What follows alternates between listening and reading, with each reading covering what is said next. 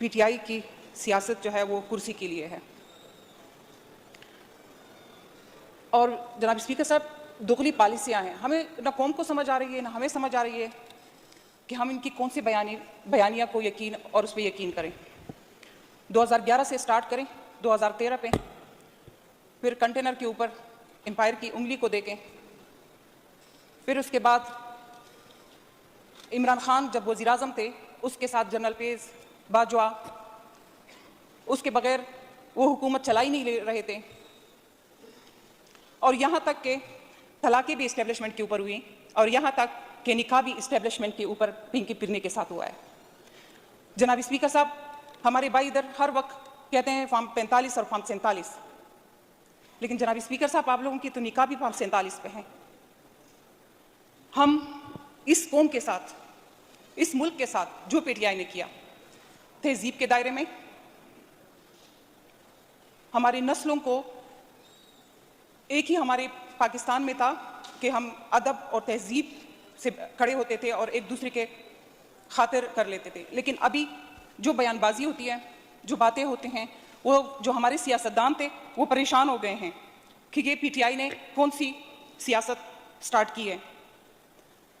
कभी तो कहते हैं कि इस्टेब्लिशमेंट के बगैर, फौजियों के बगैर, अगर वो जानवर है, अगर वो सियासत में ना करे, कोई सियासत ना करे तो वो जानवर है। ये उन आप ही लोगों की बयानियाँ है। फिर अगर पाक आर्मी के लिए आप लोगों ने ये स्पीचेस रखी हुई हैं, तो जनाब स्पीकर साहब जब सैलाब आते हैं तो कितने हमारे पुलिस होते हैं, लेकिन फिर भी हम आर्मी को कॉल करते कि आके हमें बचा लें। जब जलजला होता है तो आर्मी वाले आ जाते हैं, हमें बचाते हैं।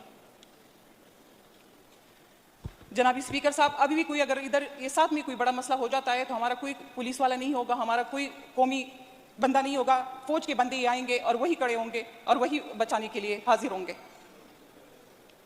जनाब स्पीकर साहब, सिंपल बताएं, पीटीआई वाले ये वक्त कौम का भी वक्त ज़ाया ना करें, लोगों को भी इस तरह ना रखें कि ये जो सियासत कर रहे हैं ये कुर्सी के लिए कर रहे हैं और हमें वज़ीर आज़म की कुर्सी दे दें।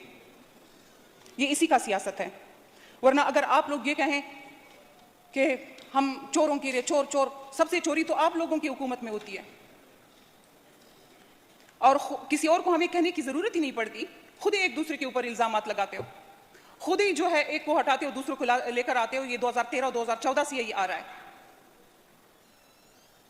2013 से 2014 से कि इसने चोरी की, इसको हटा लिया। तो आप अपनी पॉलिसी को देखें, अपनी पॉलिसी को जनाब स्पीकर साहब देखें कि आप लोगों की ये दोगला पॉलिसियां कब तक होंगी। 9 मई में जो किरदार पीटीआई ने अदा किए, आप लोगों के, अगर हम पेशावर से स्टार्ट करें, रेडियो पाकिस्तान से स्टार्ट करें, सवाबी से स्टार्ट करें, कर्नल शेर खान के उस पर स्टार्ट करें कि उधर कौन गया है, तो हर जगह आपको फुटेज, बल्कि पीटीआई के अपने पेजों पे जो है उनकी तस्वीरें नजर आएंगी।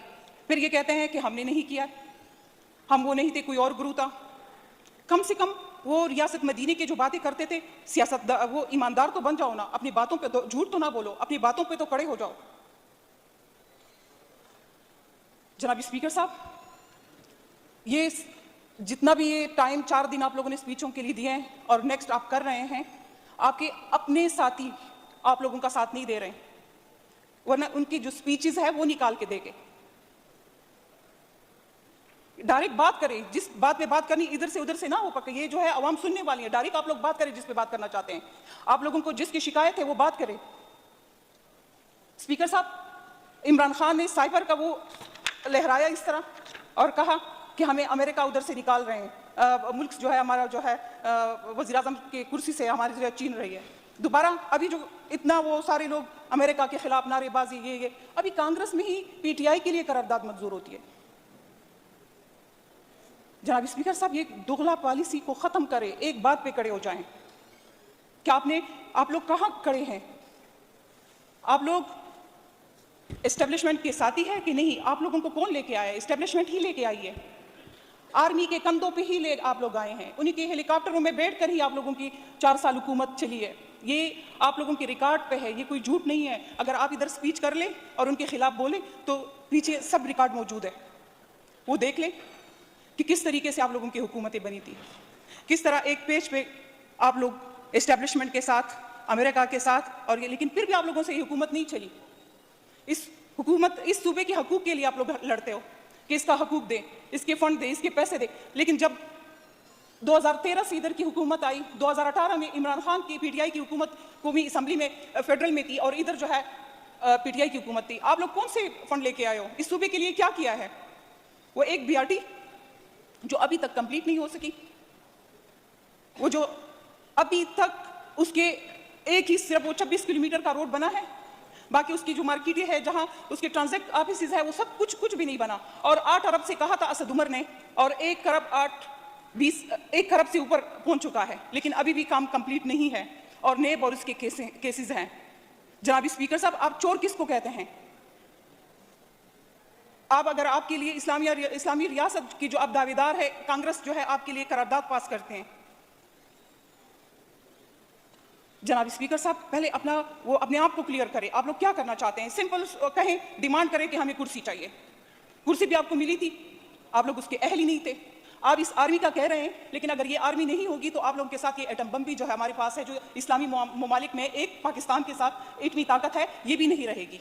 ये भी आप लोगों से लोग छीन के ले जाएंगे, इसकी भी अहल नहीं होंगे, इसको भी आप लोग बेच देंगे। बाकी फंडों के और चीज़ों का आप देख लें कि आप लोगों ने लास्ट 1947 से लेके 2013 तक जो कर्जा लिया था इस सूबे के लिए, उसके ट्रिपल 800 अरब डॉलर से ज्यादा आप लोगों ने ले लिया है। इतना कर्जा उसके ट्रिपल 4 ऊपर आप लोगों ने लिया है, लेकिन इस सूबे के लिए आप लोगों ने क्या किया है? जनाब स्पीकर साहब, मेरे ख्याल से ना कौम का वक्त जाया करें, न सूबे का वक्त जाया करें, और ना अपने वोटरों को वो ट्रक की बत्ती के पीछे ना लगाएं।